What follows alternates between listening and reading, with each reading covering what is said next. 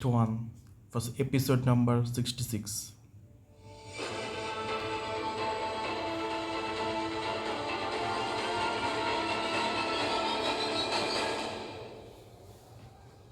सुप्रिया की car parking से निकल जाने के बाद भी मृणाली वहीं खड़ी रही। उसे समझ नहीं आया कि आज का दिन कैसा है। उसने डिसाइड किया था कि वो आदित्य के बारे में नहीं सोचेगी, लेकिन आज बस उसे उसकी अच्छाई के बारे में पता चल रहा है। उसने कभी भी इस बात को नहीं सोचा था कि जो आदित्य उसे रोज मारता था और शराब पीकर घर आकर हंगामा करता था, वो लोगों की मदद भी करेगा और एक ऐसे ड्रग का इन्वेंशन भी करेगा जिसकी वजह से कैंसर जैसी बड़ी बीमारी ठीक हो जाएगी। उसे लगा कि ऐसा कैसे हो सकता है।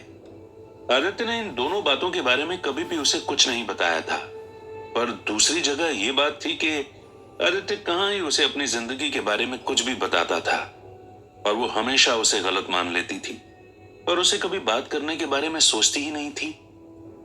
उसे लगा कि शायद उसी की गलती है जिसकी वजह से आदित्य उसे कभी कुछ नहीं बता सका, क्योंकि वो सोचता था कि मृणाली उसे गलत ही समझेगी।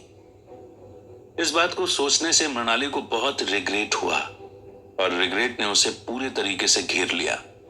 और इससे पहले कि उसके दिमाग में अगली कोई बात आती, वो पलटकर अपनी कार की तरफ गई और जल्दी से ऑफिस के प्रीमाइसेस से निकल गई। जब मृणाली कार चला रही थी तो वो बस आदित्य के बारे में ही सोच रही थी। उसे समझ नहीं आ रहा था कि आदित्य ने उस पर ऐसा कौन सा जादू किया है कि वो उसके बारे में सोचना बंद ही नहीं कर पा रही थी। कल भी जब वो कोर्ट से वापस अपने घर जा रही थी, तब भी कार में बस आदित्य से मिलने के बारे में ही सोच रही थी और अभी भी बस घर जाते हुए इसी बारे में सोच रही है। जब उसने इस बात पर गौर किया तब उसे एक अलग ही फीलिंग ने अपनी ओर खींच लिया, जो उसने आज तक कभी महसूस नहीं की थी। ये फीलिंग उसे कह रही थी कि वो आदित्य के साथ रहना चाहती है, हमेशा उससे बात करना चाहती है और कभी भी उसे अपनी नजरों से दूर नहीं जाने देना चाहती। उसे समझ में आ गया कि उसने हमेशा इस फीलिंग्स के बारे में या तो बुक्स में पढ़ा है या फिर मूवीज में देखा है, और ये प्यार के अलावा और कुछ नहीं है। इस बात को सोचकर उसे बहुत हैरानी हुई कि जिस आदित्य से वो थोड़े टाइम पहले तक नफरत करती थी और जिसने उसे एक दो दिन पहले ही बोला था कि वो उसकी जिंदगी का सबसे बड़ा खतरा है, आज वो उसके बारे में पहली बार इस फीलिंग को महसूस कर रही थी। उसे आज तक प्यार कभी समझ नहीं आया था, क्योंकि बचपन में ही मां गुजर गई थी और उसके बाद जब शारदा उसकी जिंदगी में आई तब उसने मृणाली को प्यार दिया ही नहीं और ना ही चंद्रगुप्ता ने उस पर ज्यादा ध्यान दिया। पर अब जब उसे इस फीलिंग के बारे में समझ आया है, तब ना तो वो इंसान उसके सामने है और ना ही उन दोनों का रिश्ता वैसा है जैसा पहले था। उसे हमेशा लगता था कि आदित्य से उसे कभी प्यार नहीं हो पाएगा और वो बस उसके साथ अपनी जिंदगी रो रो कर काटेगी, जिसमें बस वो उसे रोज मारेगा और ऐसे ही उनकी जिंदगी चलेगी। लेकिन अब शायद चीजें बदलने वाली हैं। यही बातें सोचकर मृणाली अपने घर पहुंच गई। कार से उतरने के बाद उसने एक बार घर को अपनी उम्मीद भरी नजरों से देखा, जैसे परसों देख रही थी, और सोच रही थी कि आदित्य वापस आ गया होगा। इस बार उसके लिए कोई सवाल नहीं थे, बस ये फीलिंग थी जिसको वो एक्सप्रेस करना चाहती थी और चाहती थी कि आदित्य भी उसे समझे। मृणाली का सवाल खुद से था कि क्या आदित्य भी उसे प्यार करता है या नहीं। वो उस बात को मानती है कि आदित्य उसकी बहुत केयर करता है और उसे सेफ रखना चाहता है, और उसे पता है कि इसके पीछे कोई और कारण है जो शायद ही वो कभी मृणाली को बताए। पर क्या वो प्यार है? मृणाली इस बात को तब तक नहीं समझ पाएगी जब तक आदित्य उसे अपने मुंह से नहीं बता देता कि वो उससे प्यार करता है। मृणाली को एक बार फिर उसी फीलिंग ने घेर लिया जिससे भागकर वो ऑफिस गई थी, और उसे पता था कि इसका कोई मतलब नहीं है। इसलिए उसने घर के गेट पर लगा बोर्ड थोड़ा सा हटाया और अंदर चली गई। घर में उसे कुछ भी इंटरेस्टिंग नजर नहीं आ रहा था और ना ही कहीं बैठने की इच्छा थी। हॉल को देखकर लग रहा था कि शायद वो कभी उसके अंदर अकेली बैठ ही नहीं पाएगी और उसे बस सुकून अपने कमरे में ही मिलेगा। इसलिए वो चलती हुई वहां गई और अपने बेड पर बैठ गई। उसे वहां बैठकर ऐसा लग रहा था जैसे कि उसकी सोल का एक हिस्सा उससे बहुत दूर जा चुका है, और उसने जब गौर किया तो उसे समझ आया कि ये बस इसलिए हो रहा है क्योंकि उसे आदित्य की याद आ रही है। उसने अपना फोन निकाला और उस फोटो को देखने लगी जो उसने कल रात को आदित्य के खाना बनाते हुए खींचा था। उस फोटो में आदित्य अपने काम में बहुत मगन था, लेकिन जब फ्लैश चमका था तो वो हल्का सा पलट गया था, इसलिए उसकी आंखें मृणाली को दिख रही थी।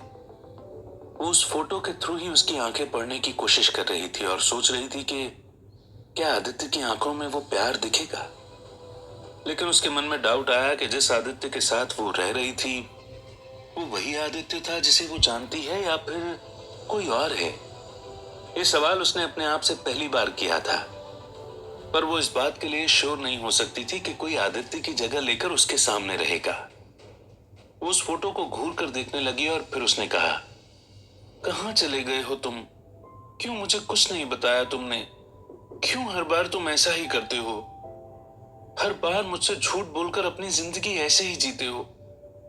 मुझे कभी कभी लगता है कि तुम वो नहीं हो जिसको मैं जानती थी, पर फिर तुम कौन हो? ये बात तो मैं पिछले 1 साल में भी नहीं समझ पाई हूं। हमारा रिश्ता बहुत अजीब है, ये मुझे पता है, लेकिन मुझे ये नहीं पता था कि तुम इतने अलग भी हो। तुम पहले मुझे मारोगे और अपने आप से नफरत करने पर मजबूर कर दोगे, पर फिर मेरी बातों में, मेरे ख्यालों में ही घूमोगे और मुझे तुमसे प्यार हो जाएगा। मैं कभी सोच भी नहीं सकती थी, लेकिन आज मुझे तुमसे प्यार हो गया और अब तुम मेरे साथ नहीं हो।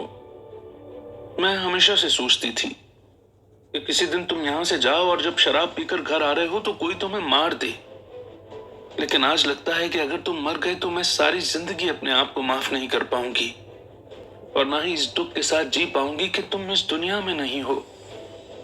कहाँ हो तुम? अगर तुम्हें मेरी आवाज आ रही है तो वापस आ जाओ। मैं तुम्हारे बिना शायद ढंग से जी नहीं पाऊंगी। मृणाली ने जैसे ही अपनी बात खत्म की उसकी आंखों में आंसू आ गए और वो रोने लगी कि तभी नीचे किसी ने डोरबेल बजाई। मृणाली एक्साइटेड हो गई कि शायद आदित्य वापस आ गया है और इसी बात को सोचकर वो स्टेयर्स की तरफ बढ़ी।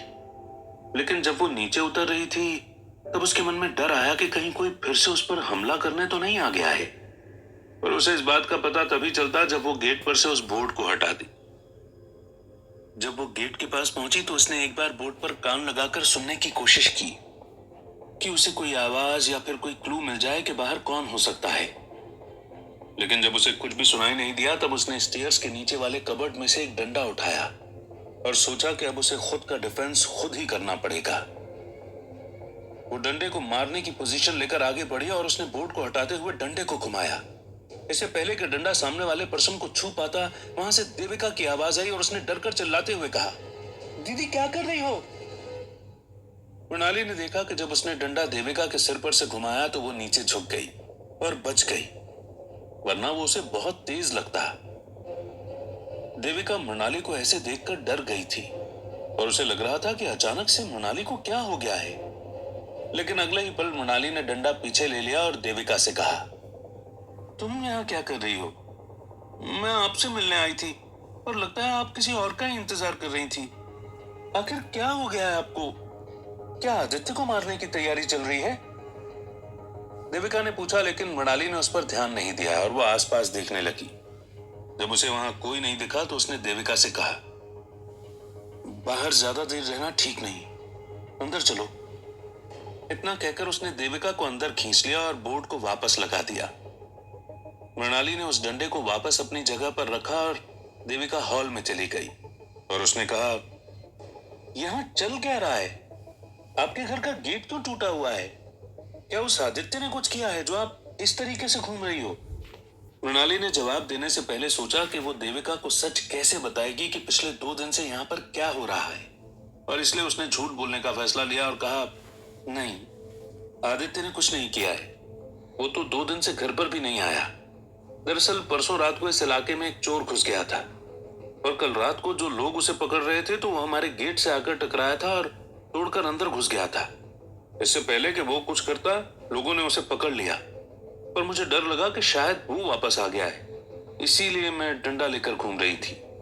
देविका ने मृणाली की बात का गर्दन हिलाकर रिस्पॉन्स दिया, लेकिन उसे मृणाली की आंखों में आंसू दिख रहे थे, इसलिए उसने पूछा, और आपको क्या हुआ है? आप रो क्यों रही थी? कल कोर्ट में भी आपने मुझसे बात नहीं की और अब मैं यहाँ पर आई हूँ तो आप मुझसे पूछ रही हो कि मैं यहाँ क्यों आई हूँ। क्या हुआ दीदी, कुछ गड़बड़ है? देविका की बात सुनकर मृणाली ने अपनी आंखों से आंसू पोंछे और कहा, मुझे कुछ नहीं हुआ है देविका।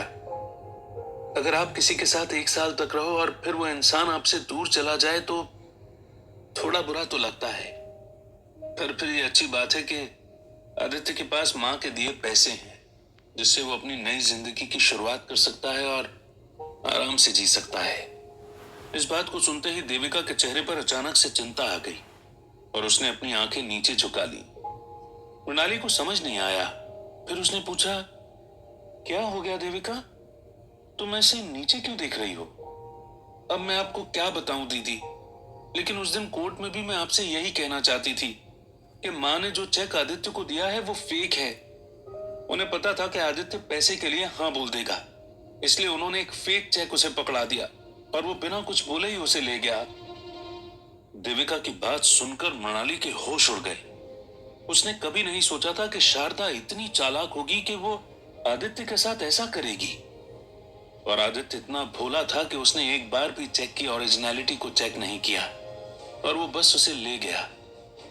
ये बात सोचकर मृणाली को गुस्सा आने लगा।